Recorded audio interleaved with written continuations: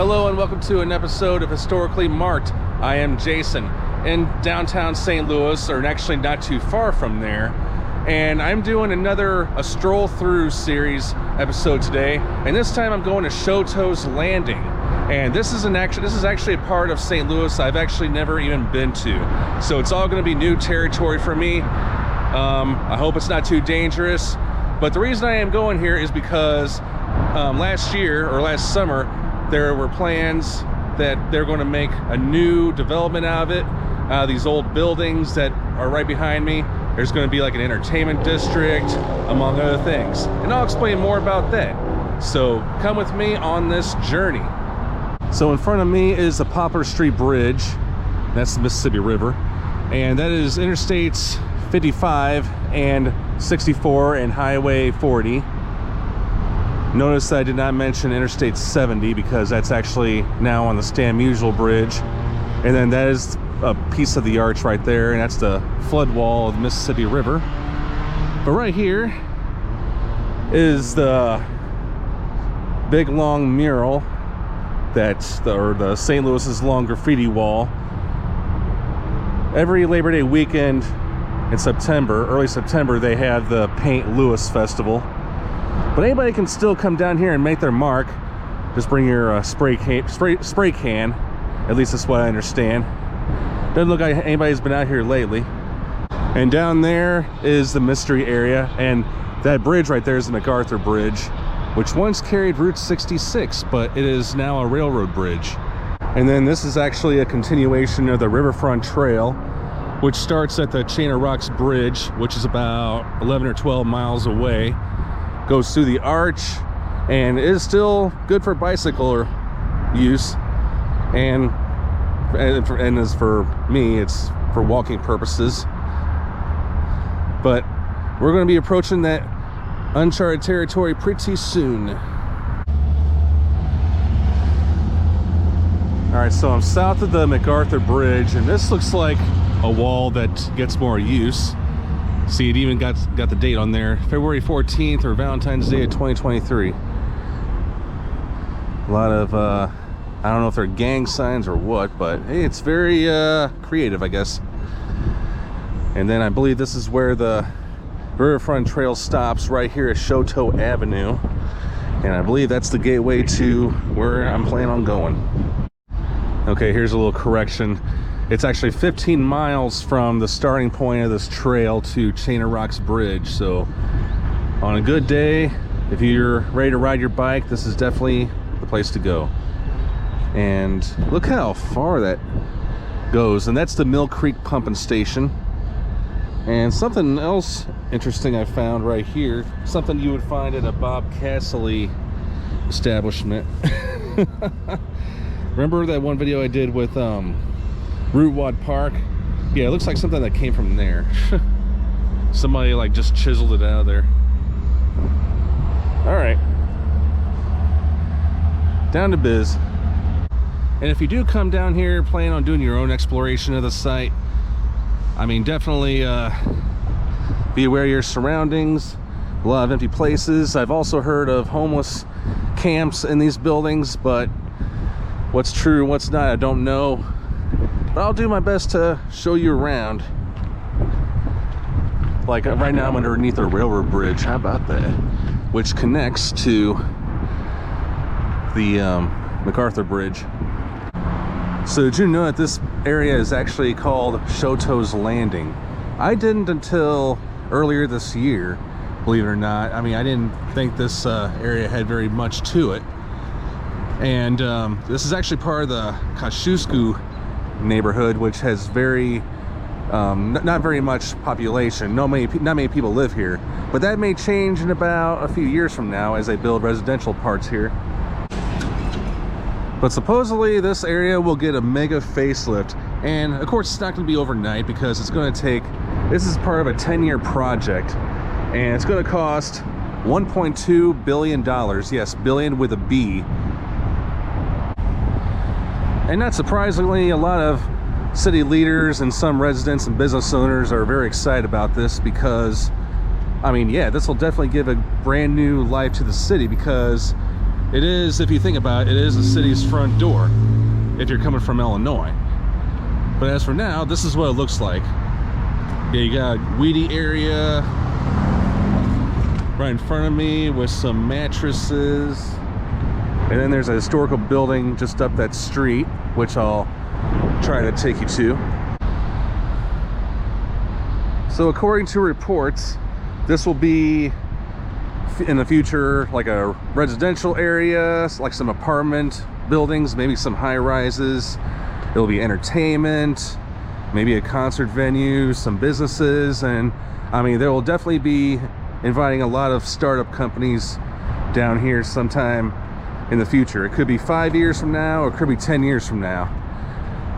I mean, it's going to take lots of time, patience, and money to get this thing going. And I mean, it just sounds so weird because, seems so weird because like 100 years ago, this was definitely a busy area. Like people were coming in and out of these factories. Wow. And I'm going under another railroad bridge. And you can definitely tell that a lot of people have had drinking parties and whatnot, because I see a lot of empty liquor bottles, especially underneath this area right here. So while I'm here, I might as well show you some of the history of the buildings.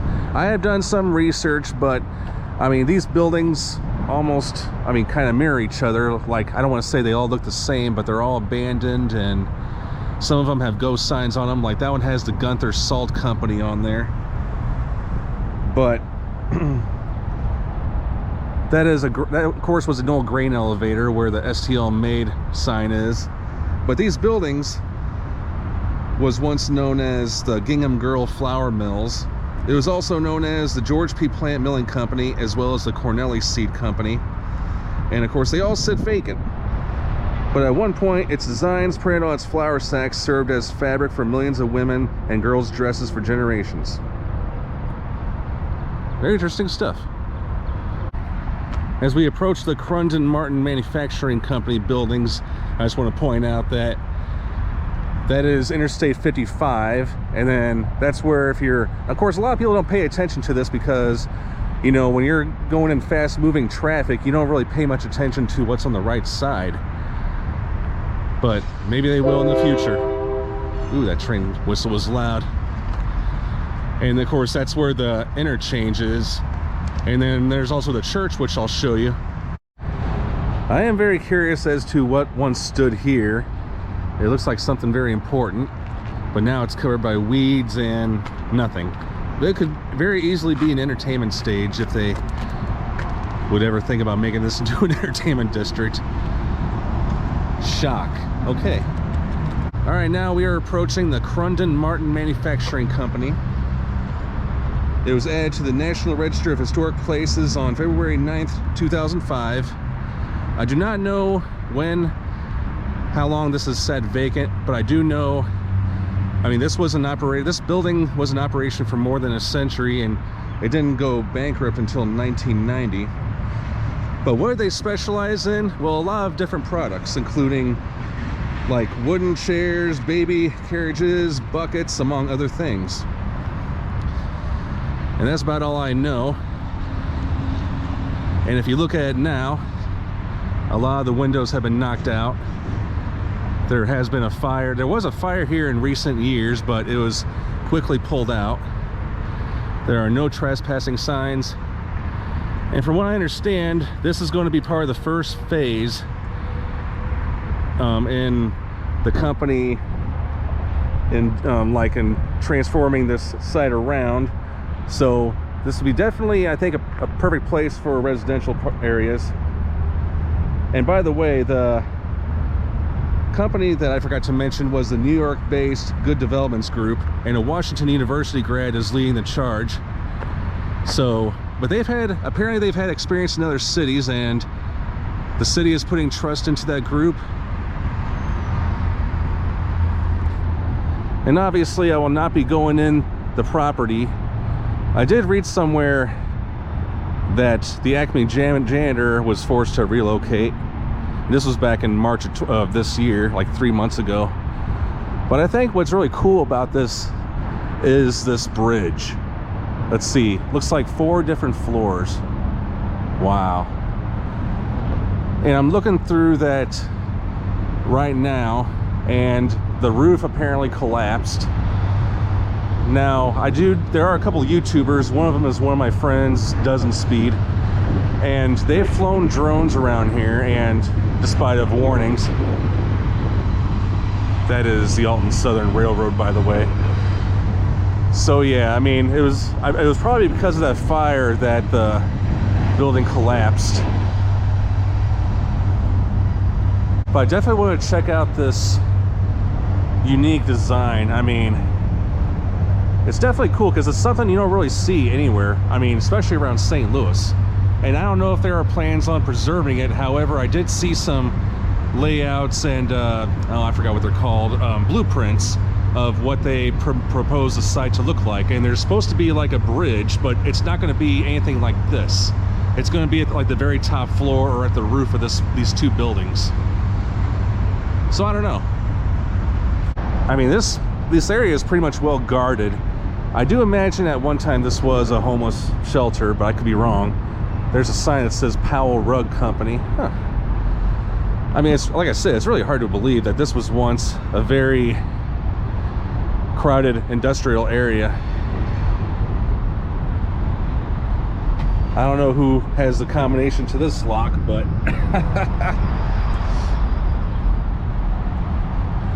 yeah, I'm being watched, I know. And from here you get a nice view from the south, meaning going like looking north towards the south part of the downtown skyline.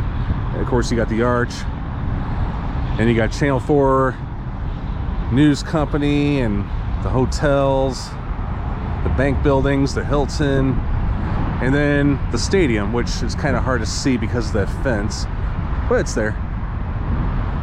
Now, getting a better view here, let me see if I can get this out of the sun. All right, that should be a lot better. Now, if you see, it looks like something's about to fall off that roof. Oh yeah, definitely. See how uneven that is? All the bricks and everything. But I mean, rest assured, I mean, that's one of the reasons why I'm doing this video now, because I'm pretty sure a year from now, I mean, they're going to start doing something with all this. So there's lots to look forward to in the future. I mean, I can see something happening out of this. But anybody who does want to make like a time capsule photo album or video like I'm doing, I mean, definitely do it now, sometime in 2023. All right, now I'm gonna take you to that church, which is just right there. And actually, before I even take you to that church, here's another part of the Crunden-Martin Manufacturing Company building. I'm thinking about just walking down there, but there's like a homeless camp over there, a small one, so I don't know. Just gonna give you a little 360 view. And yeah, so I decided to walk a little bit down, just to kind of get an idea of the before shots. And I see some windows are knocked out. That one is actually open, if you can see it. Here's a door, a lot of paint peeling off, and maybe something will actually go here. And this looks like an old road. Another curiosity of mine. See, I see the brick remnants, but I don't know where this actually led to. This is why I always get fascinated with ghost stuff. And I don't mean the, what do you call it, the paranormal stuff. I'm talking about like stuff that just got left alone and alone and alone for decades, if not a century. And I don't even know if that railroad bridge even gets used. But yeah, I mean, and I forgot to mention that I was walking on 2nd Street when I was going underneath that underpass. But this is Cedar Street, which I'll take you to that church soon. And I thought I'd make note of some of this other stuff that I'm seeing, like, yeah, that right there. And I think it's safe to say this fire hydrant has not gotten any use in years. But either way, I'm excited because, yeah, I mean, obviously this area has been long neglected. Look at it this way. Like when you're driving on the Poplar Street Bridge coming from Illinois, from East St. Louis, the first thing you see is the St. Louis Arch and all the buildings on that side of the freeway, like on 55 and 64. But on the left side, you get a few clustered buildings like these, and they're like, okay, some people may ask, well, what else is there? But that answer will come in about at least a few years from now. And it's very weird that I'm actually this close to the interstate. This is where people coming northbound on Interstate 55 turn to go to Illinois from that ramp. I've done that many times, and I've seen the sign of this church. Here, I'll go ahead and give you a close look at it as soon as I enter there. But to the left of me is the St. Mary's of Victories Church. It is the second oldest church in St. Louis. And nothing going on here, but I imagine this is it has a very big congregation. Here's a sign that you see as you pass through it. OurLadyWins.org. Okay. And I'll give this guy another shout out. My friend Doesn't Speed. He's actually done the indoor tour of this place. So I'll put the link below in the description box for those who want to see the interior of it. I want to walk down there shortly. And it's weird because I kind of feel like I'm trespassing because there's cameras over the place, but trust me, I'm not going to do anything wrong. I assure you. Okay, erected 1882. And then, oh, look at those stained glass windows. Check it out. I believe this is the main entrance, if I'm not mistaken. Right there. And over here is a interesting statue. This one is a Saint Stephen. Okay, let's see what it says here. The founder of Christian Hungary, or Hungary. I can never pronounce it right. The patron of Hungarians in St. Louis from 969 to 1038 AD. Presented to St. Mary of Victories Church in memory of its late concertmaster Frank Mader by Mrs. Celeste Harder Mader. Erected by the United American Hungarian Societies of St. Louis on the millenary of St. Stephen's birth. And this was put here on August 17th, 1969. This is stuff that I can't read or pronounce because it's in a foreign language on top. But in honor of this gentleman right here, Sovereign Prince of Hungary, martyr to the cause of freedom, the Hungarians of the Mississippi Valley. Here is the front of the building.